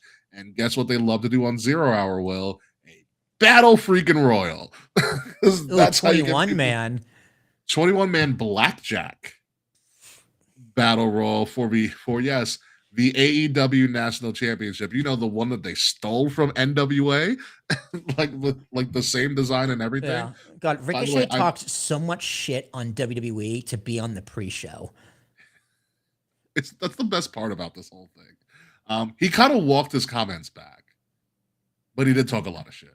I mean, I get talking shit when you first leave because like you're a heel, new thing, you want to get noticed, try and get some attention, but it's just like, bro, still. So here's the crazy thing about not even that. Like I get it probably had an effect on him a lot. And I can understand being like, oh, I felt stifled creatively. That happens to a lot of people in WWE. Yeah. Especially at the time he was there. He was misused, let's be fair. He was. He wasn't misused in NXT though. In NXT, he was freaking phenomenal. Him and Velveteen Dream had a great feud. Yep. Had a fantastic feud. The only thing I was missing was the kiss. Yeah. Here's what I learned about the AEW national title. You'll never really see it defended on AEW TV because if I heard them correctly, the AEW national title is supposed to be defended across promotions that are not AEW. So they pretty much like gave Ricochet a side quest. Yeah. They're like, hey, we don't want you on TV, so fuck off. Here's a toy. Go defend our title. Go make us look nice. Yeah. Yeah, so, go expose the brand to new markets. Again, and also the funny, pretty much. Also, the funny part about this whole thing is that Ricochet won this via Battle Royal, if I remember correctly. So He could very well lose his battle royal. I don't expect any of us to get this right. You can literally throw out a name, and they could be in this because I don't freaking know. Like Ricochet could win this. I don't. He may. He may not. It is a brand new title, but it doesn't really matter. Well, I'm gonna say Ricochet. I'm gonna go Eddie Kingston. Ah, that's fun. Yeah. Why not? Right? Why not? Yeah. We interviewed him. We did. Well, you did. I did. Yes. It'd be funny. It'd be really funny. It won't happen. It'd be really funny if the hometown man won. It's the hometown man. Man. It wouldn't be hometown man. Who do we Gonna got? win the match however he can. It's the hometown man. You're right, Freds. I also forgot about this title as well. We all do.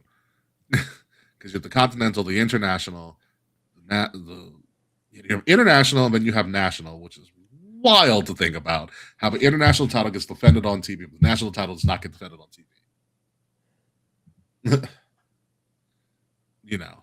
And then you have the TNT title, which is still a thing. Then you have a trios, you have a tag team, you have the world. There's a lot. God, if AEW did Night of Champions, it would be 3 nights. All they had to do was their original idea when they first did Collision. Get a world champion on Collision. It's essentially a brand split. Collision and Dynamite, make them 2 separate shows, make them look thematically different. Which, by the way, they don't. One's red, one's blue. Exactly. Or make one purple and make the other one yellow, or something. Although it looks like an NXT, like old school NXT, but still, NXT uses silver and black now. So yeah, make it freaking yellow. But they didn't, and so it makes all of this stuff kind of weird and convoluted, and it's a mess. But hey, at least Ricochet has a title. He can call himself a national champion for something. That's all that really matters in the long run. Theoretically. Yeah. Of course. Yeah. Fucking Ricochet. Anywho, folks. That is, well, listen. Ricochet's better than us. I've seen his wife. She's great. Oh, yeah. Anyway, folks, that is the end of our Revolution predictions and Calamity.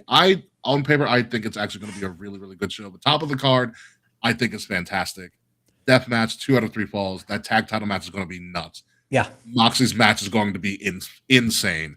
And Swerve is going to put on the show. I think Tony Marina Shafir are also going to put on a great match as well. A lot of this card is really, really solid. And AEW is in a good stride right now when it comes to their product and the quality of their product. And so all we have to do is essentially stick the freaking landing, which is sometimes a problem for AEW. Yeah, usually it's the biggest Yeah. problem. Yeah, stick the freaking landing. But I think they've got it together pretty well. So I'm gonna go. I think they're gonna do a solid 8. It might be an 8-5. I'm gonna go 8. Yeah, I was thinking 8. He's right. It's very top heavy, which isn't a bad thing. No, it's not. And if the match card is done correctly, you build this. Yeah. Or you can do peaks and valleys. It is 8 matches with 9 on the pre-show, but this can be done really well. I'm interested to see how much they sold for this because the Staples Center is a big arena. Yeah. It's a big in-house By arena. what, 13,000 probably? Probably like the capacity. Yeah, I'm saying like with the wrestling setup. Oh, with the wrestling setup, probably depends on how big they want to do his Revolution setup because AEW does like to do a lot of minimal. Yeah. I'm gonna be close to maybe 17. Damn, that's a lot of people. It's possible. It's LA. Yeah, it's a lot of people live in LA. Yeah, it's a lot of people, and there's a lot of marquee places around there. So. What's this called? Like the Crypto Dome? Crypto.com Arena. Because I guess Staples didn't want to pay the sponsorship anymore. Good. I can't wait until that name's removed. 20,000 is the capacity. So yeah, Boxing/wrestling. Boxing/wrestling is 19,079. So I think they're going to do at least 17. That'd be a great number for them. I'd say even 15 is a good number. Yeah, they might go as high as. Because you got to figure most other arenas, especially nowadays when they're smaller with wrestling, it caps out at 12, 13. Yeah. Maybe 11, depending where you are. Yeah, this is technically the Lakers play here, the Clippers play here. Yeah. They've held WrestleManias here, so this is This is a sizable arena. So if they can do 15, I think that's a very, very good number. Yeah. I want to say the Kings play there too, so it is going to be. It's a big arena by. There's Sacramento though. The Kings. No. Los Angeles. Kings. Oh, the hockey team. Hockey team. Yes. So it's going to be a big arena just because of that in and of itself. Yeah, the Kings do play there. Yeah. The So Sparks play there. LA Sparks, WNBA. Yeah, and then concerts. So multi-use arena, the biggest arena there. Be it as it may, we are at the end of our show. We did pretty good times. 8:35. Love it. Yeah, NXT is going on right now. I'll probably catch up on that later because they're pretty much doing a reset on the build, leading up to Stand and Deliver with some interesting stuff going on there, especially with Sol Ruka, Will's favorite wrestler that hasn't been called up yet. Miss Soul Snatcher herself. But otherwise, is there anything that we missed in wrestling that we needed to cover? I think we got everything, correct? Yeah, I got my Punk dig in there. We talked about Seth Rollins. Liv and Stephanie Vaquer is getting there. It's getting there. It's getting there. Vaquer's video package was very good. Their messaging is down. I know both sides of the story. I can sympathize with both characters in terms of like their journey to the top. Yeah. Now it's just like, the institutional route versus the traditional nickel and diamond route. So it's grassroots. Yeah, thank you. It's a tale as old as time. Interesting story. And then, Liv's been kind of in the middle of Dom Judgment Day, so hasn't really had much time for that specifically. But moving forward, I need to see those two interacting with each other, getting a little more physical. I do like Stephanie's message in her promo package. It was like, you were given all of these opportunities and you still think so little of yourself. She's like, I think about you with more respect than you think about yourself. Yeah, that's a good line. You know why that hits? That hits, because I think that's a lot of people, myself included. It's like I tell Jazz all the time, I wish I could see me the way you see me. And that is such a relatable message, because people, people's biggest problem is their self-confidence and their self-esteem, and it's hard to view yourself the way that people view you, and that's such a great line. She's like, you think so little of yourself. You're like, you date a trash human being. I was like, God. I was like, I like where this is going. Yeah. She's like, you could be so much better, but you hold yourself back. And I was like, ooh, that's not. And she's like, well, she's like, yeah, I didn't go the industry route, but guess what? We're all in the same place now. Yeah. So my mud hut was good enough. My quote unquote mud hut. That was such a savage line by Liv. It was a great line. I was like, oh, yikes. But yeah, no, I still say that night one main event is up for grabs. And right now, I think the front runner, because it has the best put together story, is Liv and Stephanie. It's not going to main event night one, but it's the best of the 3 world titles that don't have a spot yet at Mania. Yeah. Yeah, I agree. Yeah. So we'll see where it goes. We'll see where it goes with that. Like I said, WrestleMania is finally picking up. But who knows? It all could go to shit later. A lot of this hinges on what they do with the WWE men's title. Yeah. Danhausen's also starting to work a little bit. He is. I still need to see him in the ring, but his backstage stuff is great. You know what? Fuck it. I don't need to see him in the ring. In fact, I don't want to ever see him in the ring. What he's doing, here's the thing, Ricky. He's there to sell merch. Did you see the video of him? He took over a merch stand. Of course he did. He took over a merch stand and started selling his own t-shirts. I'm getting to the point where it's just like, fuck it. This guy does not need to wrestle. He just needs to be silly. Because he's not there to wrestle. He's not there to win titles. He's there to sell merch. That's why he was signed. I love how he cursed original Grande Americano, so we got the second Grande Americano. Yeah, so we got the other one.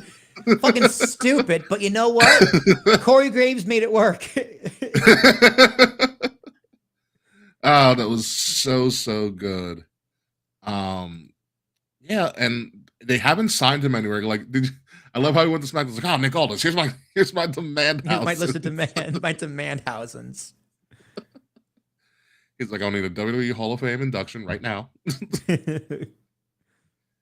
Yeah, he you know what it is? He grows on you. Danhausen grows on you. Now, is he going now here's the thing. Because there's a bunch of free agents roaming around. Like, Obafemi is technically still a free agent. Him and Rusev was fantastic. Yeah, it was the big fine. man It's match. all it needed to be. Meat slapping meat. You Where know. is it? Where is it? I got the button there somewhere. Meat slapping match. Where is it? Yeah, hit me with it. It was meat slapping majesty. So is Danhausen a character that you sign, or do you have him float? Float. Because he's kind of like floats. that ghostly figure. Yeah, he floats. And you can kind of put him anywhere. Yeah. He floats. Put him in NXT. Fuck it. He floats. Mm-hmm. And I think what you do with Danhausen too. Apparently, he did his thing during a commercial break where like he was giving out yeah. shirts, and then he put the lights off, and they put the lights back on when he was halfway up the ramp, like on purpose to fuck with him. So like that's what I mean. Like it's little shit like that as like this just a segment break in between the wrestling. He doesn't need to wrestle, dude. He's there for entertainment and to sell merch. I want the Danhausen curse to kind of be like the Madden curse, where like if he curses you, you're kind of doomed, but there's got to be like one person every couple of like months or so that beats the curse. Yeah, goes, you know what? And then they just elbow him so he can't be cursed. It's like super kick to the face. Yeah. Yeah. Yeah, no, that would be fantastic. Use of Danhausen. Does he get a Mania spot? Yeah, somewhere. I don't know where, but somewhere. Yeah. You know what? He announces the attendance total for both nights. It's like him and Lillian Garcia. Just weirding people out. Oh my god. It's like, Real and quick, all 80,000 of you are cursed. Yeah. I do want Danhausen to host Halloween Havoc. Yes, that'd be great. Unfortunately, they got rid of Shotzi, but Shotzi and Danhausen hosting Halloween. God, it would be so great if like his costumes, he just shows up without the face paint. That's his costume, That's and no one his knows who he is. costume. Yeah, yeah. He just comes as a regular guy. Yeah. You know, I'm Mark from would be- accounting. Psych, it's me. Also, real quick, I thought in the gauntlet match, Ivy Nile looked fantastic. That's just a real quick. Yeah, her pinning Io was okay, interesting. Good little heel heat. She got the cheap heat. I liked her more for that stalling suplex on Bailey.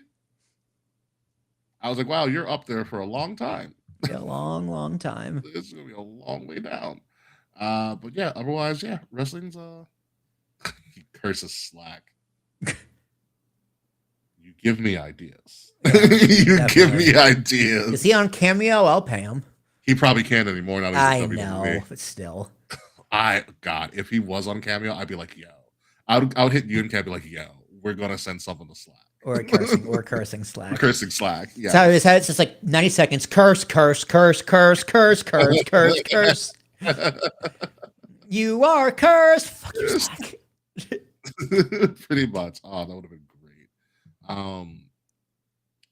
Yeah, that would have been fantastic. But yeah, I think that's all the news that's been about. So Yeah, let's do a quick post show because World Baseball Classic USA is going to destroy Italy at 9:00. So I'm excited. well, we already beat Mexico. So do you really need to watch that? A little bit. I gotta see my Italian brethren. Jorge Posada's like the manager of Team Italy or something. Are you serious? Yeah. I don't know how he's Italian, but I guess he's Italian. Didn't know he was Italian. I mean, he looks Italian, but his last name's Posada. Posada. I don't know. I'll actually. That's some kind of Caribbean or Spanish or Central American. Yeah, I did not see Italy there at all. It didn't cross my mind one bit. Beaver Resume, let's get this show on the road. Yeah. Ladies and gentlemen, you have been listening to Kings of the Rings podcast, episode number 436. You are cursed. I am your host that is not cursed, King Rick Rose. You can find me in Ambassador Biggs across all social media outlets, BIGZ Ambassador Biggs. Find Kings of the Rings podcast at KOTR_podcast. Like, share, subscribe. Leave us a 5-star review. The links to all of that are in the description below. Or if you're watching this right now, we're in this little QR code that is above my head on the screen right now. Links to all of that also include links to some of our fantastic merch, which was recently modeled by independent wrestler Leba Bates. Shout out to Leba Bates, and thank you for rocking some of our merch. It looked really, really fantastic on you. If you are listening to us, make sure you're listening to us on Wrestle Addict Radio, the cure for the common wrestling podcast, and follow Wrestle Addict Radio socials at addict_wrestle on Twitter and at Wrestle Addict Radio, all one word. Everywhere else. Again, links all about in the description below or also in the QR code. Will Tarashuk say? You know, I'm looking at old pictures of Jorge Posada, and I'm like, oh, okay, now I see it. He's very Italian. So his full name is Jorge Rafael Posada Vieta. That's very. Yeah, that'll do it. That'll do it. That's one. He has 4 names. Very Italian, and he's Puerto Rican. He's born in Puerto Rico.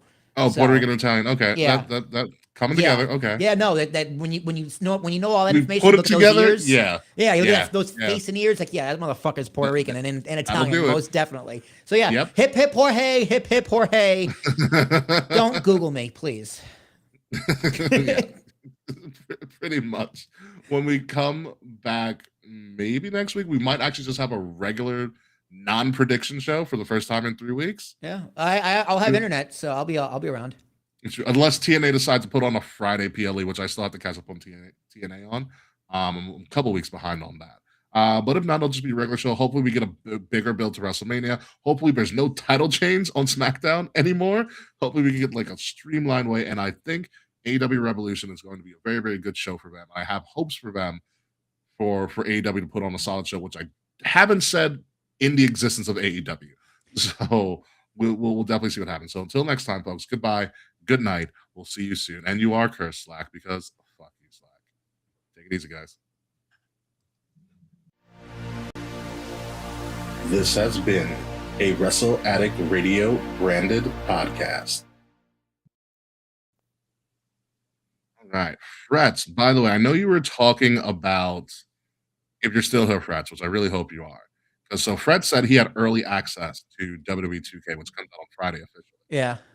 So, Freds, I want to know what you think of this. I'm going to get this at some point because I want to play GM mode. Of course you do. Some of the character models look pretty shitty, though. You see what Lyra Valkyria looked like?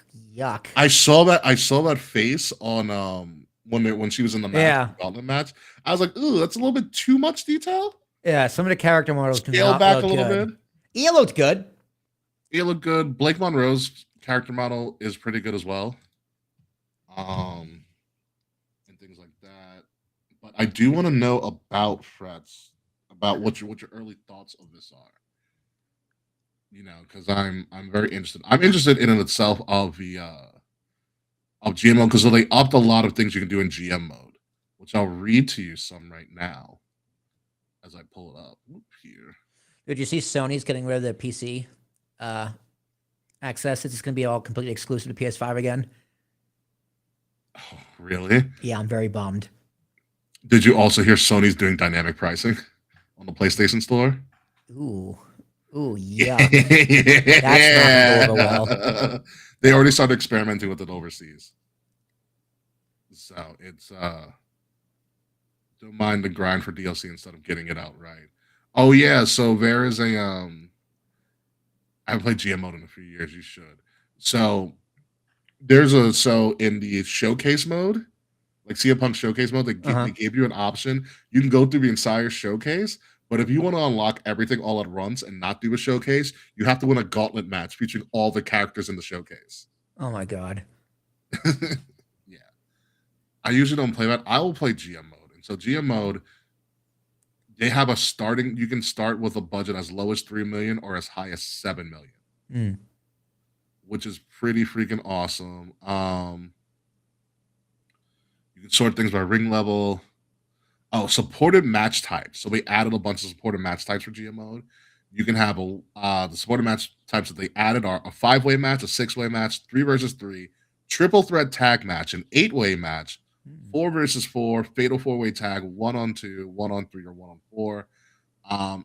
They also added matches on a weekly basis: ladder match, battle royale, bloodline rules match, I quit match, inferno match, dumpster match, and 3 stages of hell. They have a bunch of returning PLEs you can do. Also, what is it? Every season is like, so historically the seasons have been like 25 weeks for a season, and now they're 50-week seasons. So a full year. Actually, you get to pretty much do a full year. Do a full year. You You can add custom championships now to your GM mode. You can do a lot of trading of power cards. You can do invasion promo, so you can have a character from your brand invade another brand and cut a promo, which is really cool. Do you want to hear the list of GMs in GMO that you can choose from? God, there's probably so many. Some of them, a lot of them are. There's a couple that are new, but most of them have come back from last year. So Adam Pearce, Nick Aldis, Paul Heyman, Stephanie McMahon, Xavier Woods, and Tyler Breeze. They kind of popularized it on YouTube. That brought GMO to 2K.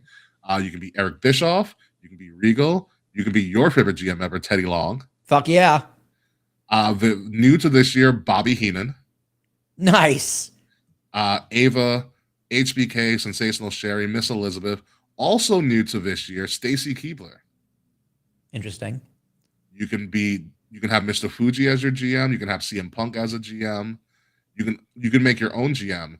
And the greatest one ever that they added, the newest GM, is the anonymous general manager. So I counted 19 there. Yeah. That's a And lot all of them GMs. have Different abilities, different stats, all that kind of stuff. Exactly. No Paul Heyman? No, Paul Heyman's there.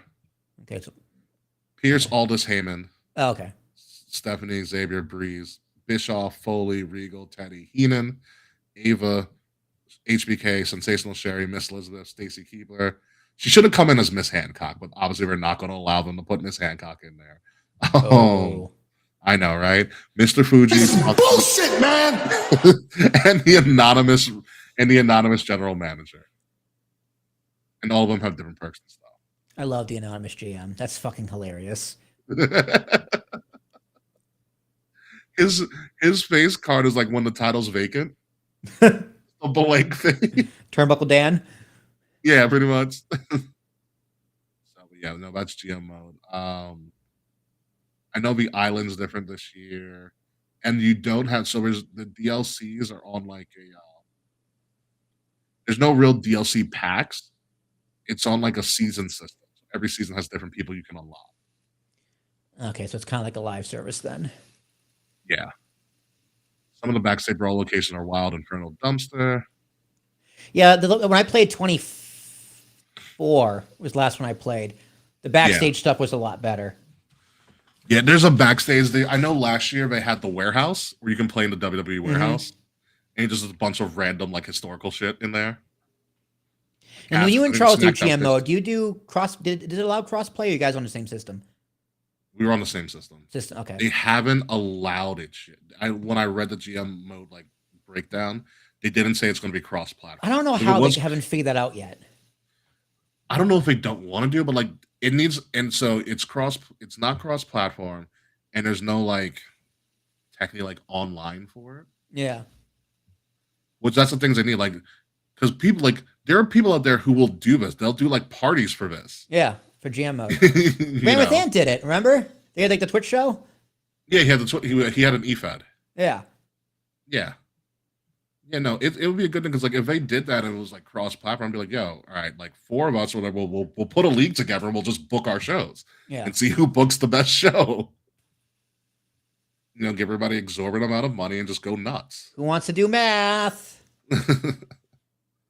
Nah, the stuff is pretty cool. Anywho, yeah, this is gonna be a quick post show because I'm gonna get out of here. I'm tired of sitting in this chair all day. I'm essentially gonna buy a new one because this one has seen its final days. Yeah, we threw out our couch. So I got to buy a new couch when we move. Yeah, you said fuck your couch. Yeah, we did. We did say fuck that couch. It was a pain in the ass to take apart, but it was a pain in the ass to get down the stairs. But I did it. I bet. Piece by piece, 35 stairs. It took me 6 trips to take everything out. God, that sucks, dude. Moving is You know how many trash bags we've thrown out? Full trash bags. I've probably thrown out like 20 trash bags full of stuff. Like 13-gallon or like the actual big like the big ones, the big trash cans. Jeez. Trash bags. Oh yeah. We're throwing out so much stuff. God, consolidation. Wow. That's what happens when you downsize. But no, I'm good. I'm excited for the move. I'm ready to get out of Hoboken. Yeah, have a safe move, dude. So yep. Need help? I won't be around. Don't worry. No, we got the best movers in Brooklyn. It's me fine. There you go. All right, guys, we're all gonna get out of here. I've gotta probably play Spider-Man, which I beat the game. I'm just gonna 100% it. Spider-Man 2. I beat it in a week, but yeah, I should buy it before Sony pulls it. it's fun. I'm telling I you, know people love it because Venom's in it. Venom. There's a bunch of characters in it. Yeah, I know. Dude, the first one was incredible. Miles Morales was fun. I mean, those games are just incredible. I'm gonna buy it eventually. Yeah, and this one you get to play as both of them. You get to switch between them. Yep, I know. I've seen reviews. I've seen gameplay. I'm like, yeah, it's gonna be a great game. Yeah, So it's very good.